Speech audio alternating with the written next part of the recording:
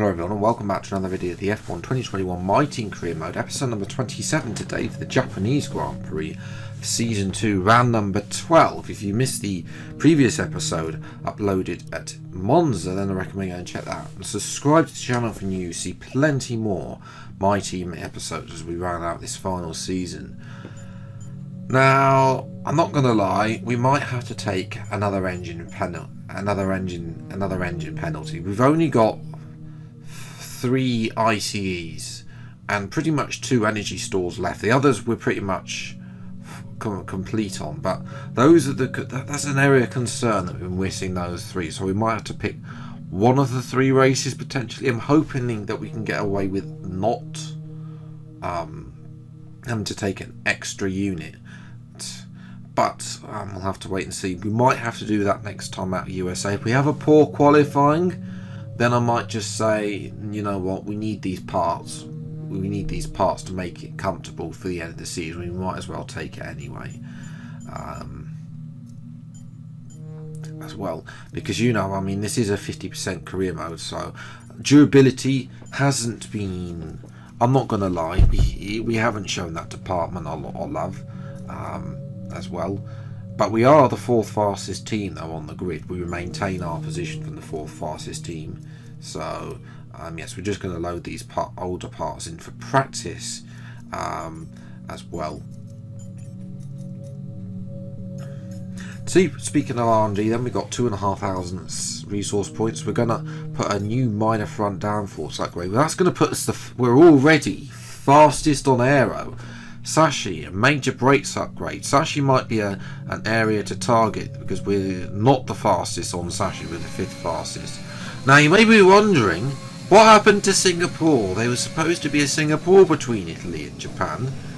Yes, well, remember, you might recall seeing that ICE there.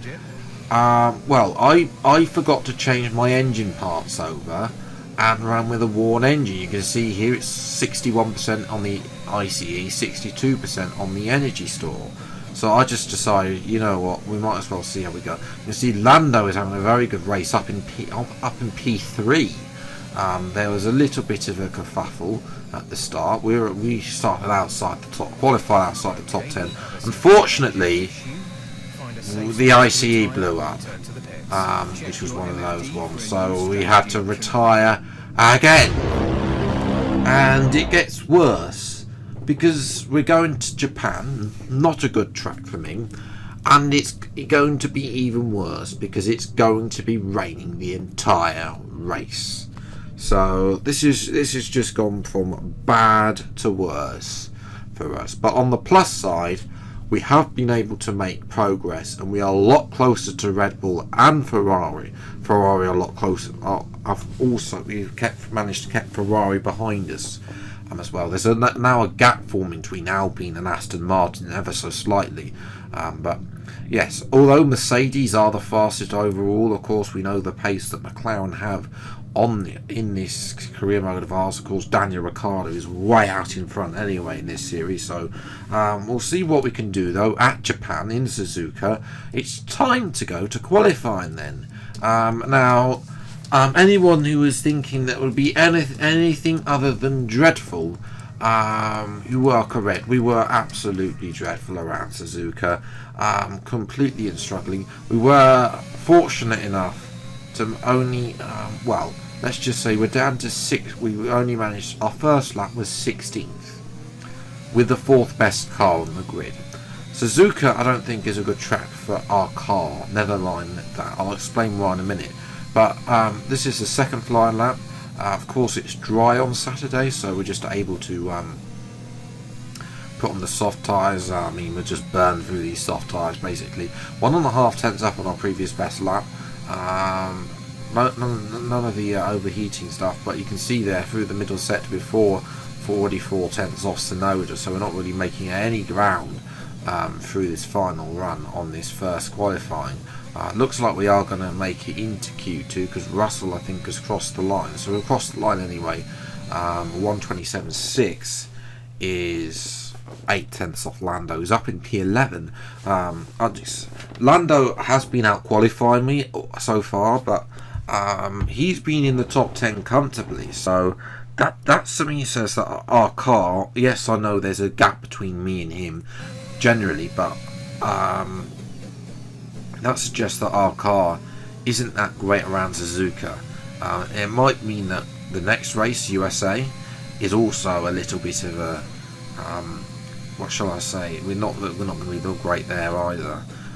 So we'll see what I'm optimistic to see what we can do there at the USA. I'm definitely more optimism there than I have it here, because I mean my performances around Suzuka have been absolutely dreadful on this year's game, and we're actually closer to Tsunoda through the middle sector, only just under 0.3 of a second, but it's still not going to be enough to even be in the top 10, which is really where we're aiming for now. We haven't been in the top 10 since Lando's first race at Belgium, and across the line it's only enough, I'm afraid, for a very lowly start. Lando does get in the end. Hamilton has a penalty, and I think he took out Bottas, because everybody else except Bottas, it's P15 for us, but Bottas didn't come out for a second run, and I think he made contact with Hamilton, which is why Hamilton's got the 5-second penalty. Again, we don't have any replay cameras in qualifying. For us, P15 will try the alternative strategy if it is that dry, but it's time though for the race. Welcome along then to the magnificent Suzuka International Circuit, a stone's throw away from Issa Bay in the beautiful Japanese countryside. What surprises lie in wait for us today in the Japanese Grand Prix? We're southwest of the city of Nagoya today at a wet and windy Suzuka circuit. 3.6 miles and 18 corners make up a lap here, with Sector 1 likely to prove especially difficult in these conditions. We should see overtaking into turns 1 and 16 today, and maybe a few Kobayashi-style dives into the hairpin as well.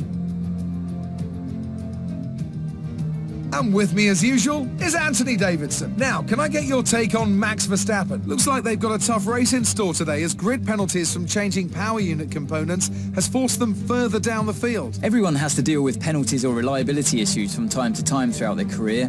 You just have to suck up the pain and get on with the job at hand. Today isn't about performing a miracle to put the car back where it should be. It's about effective damage limitation. With the race minutes away from starting, here's what today's grid rundown looks like. Daniel Ricciardo has a clear view ahead from pole position, with Sebastian Vettel starting alongside. Moving on to the rest of the grid, we have Gasly, Hamilton. They've taken a grid penalty. Charles Leclerc and Fernando Alonso. Norris, Bottas, Raikkonen and Sergio Perez. The owner-driver, Verstappen, they'll be starting further back after an earlier grid penalty. Lance Stroll and Ocon. Russell, Giovinazzi and Guan Yu Zhou and Yuki Tsunoda. Mick Schumacher, Giotto, Latifi and Nikita Mazepin. It's almost time for those 5 red lights to go out. Then let's see who can prevail today. We're still in with a chance of winning the title. We need you to push as hard as you can in the 5 remaining races. Jeff clearly drunk there as he made that little thing. We're gonna start on that. Actually, it's actually dry enough for slicks. Again, Codemasters, fix your visuals. It looks far too wet out there to be doing anything other than intermediates, but yet we're going on slick tyres. So yes, soft to hards. It's going to be wet. It's going to be a very tricky race, but we're up to P11 thanks to some penalties. So 5 red lights are out and away we go, and it's a poor start compared to I think that's Verstappen. We're going to try and go around the outside of Bottas. We need to dispatch Bottas because he will be slow. Well, might be slower than us on mediums. Around the outside there after Raikkonen, through the middle sector. We made the position.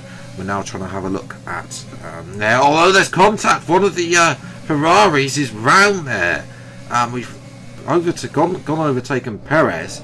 Might have been slightly avoiding a bit of avoiding action. Here's what happened. It was Gasly who got on the curbing there and had a spinala. And I think, yes, Bottas, a synchronised spinala from Bottas and Gasly there. But anyway, we've had a great start. We're up to P7, up 4 places. This is someone who qualified 15th on the grid, started in 11th. So, yes, Lando is up ahead. This is the closest we've been to Lando. We jumped to lap number 8 then, on board with Perez, who are ahead now. Now you can see how much I'm struggling in front. In through just sector 1 as Perez has had a Spinala and Perez is out. And the safety car is going to come out on lap number 8. And I've decided we're going to take a little bit of a gamble. And I'm not a fan of hard tyres. So we're going to come in and we're going to, well, the team Jeff did suggest it. I don't know, again, I don't know if he was drunk or not, there or not. We're going to pit for mediums and go to the end of the race on mediums. Bearing in mind we only done 9 laps on the softs and they were already slightly wearing. Got far too much fuel on fuel, unfortunately. So yes, we've lost a position to Bottas, who's recovered from his earlier Spinala. As well, I think Gasly actually pit twice, has already been in the pits twice. So on the restart then, can we have a look at Bottas? We need to dispatch Bottas as soon as possible so we can keep pace with Lando and the rest of the field. I think that's Ricciardo up in front, leading from one of the Mercedes and Ferrari. I think that's Leclerc in a very lofty position as we're going to go into fast forward mode to try to follow Bottas. We've got Verstappen now in the Red Bull behind us, trying to get revenge for his teammate. Verstappen, a little look there. We now close in on Bottas, and at the hairpin, it's our customary move down the inside, and we're back up into P7. Bottas didn't really want to give up the position on the exit there, but we just force him out anyway. And back up into P7. This is a very good race, but now we're catching up to Lando. Our tyres are better than his hards, so we're looking to make the move here and then chase off after Alonso. I think Leclerc is starting to slow a few people up, but we don't get in front of Lando there. He takes the outside into turn 1, so yes, it's important we get far away from Verstappen there, who's unfortunately was caught up to us. Lando with a little bit of a twitch out that corner, final corner there, and we're just going to use the slipstream. DRS has been enabled, so it must be dry enough, the slicks, and we're going to go at the inside of Lando this time and take P6 away. Now, we could have finished P6, but Alonso then just walked away from us, and at this point I gave the position back to Lando because I thought that he could potentially catch Alonso. At this point, the tyres, this wasn't a good strategy call by Jeff. I don't know, the mediums definitely didn't work for me, and you can see here it's only been a couple of laps with Lando's already moved up, but Verstappen's having to go at us. We're definitely not going to let him pass. Now Verstappen, he's round. Was there some contact with Verstappen? I did close the door on him. He goes to the inside. Is this a dive bomb move? And he gets the curbing and just bounces into him. As the door closes, yeah, a little bit 50-50. I must admit, I did close the door on him, but again, he did make the move there. And that was the race, pretty much. Lando couldn't catch Alonso, unfortunately, for P5, so might be regretting. But that final stint was absolute boring. Nothing absolutely happened since Verstappen. Raikkonen was behind us, and he couldn't really close on us. I actually opened the gap to like 3 seconds at one point, and then Raikkonen then suddenly reeled me in with 3 seconds to go. But nevertheless, it's good points all around, 6th and 7th. It's definitely improvement. Alonso, unfortunately, P5. So I think Lando probably would have had Alonso being finished P5. His pace was there, mine definitely wasn't, but we'll hope to have better pace next time at the USA. Hopefully it's not raining. Gasly, Bottas did a 2-stop as well. Bottas didn't actually have any contact with anyone as well, and then the 2 Haas cars have dreadful tyre wear, so they did a 2-stop as well. So yes, in terms of the Drivers' Championship, Daniel Ricciardo has a 51-point lead with 4 races to go. Lando Norris, I mean, we're going to be letting him go through. I mean, we don't have the car to give him the chance of a championship.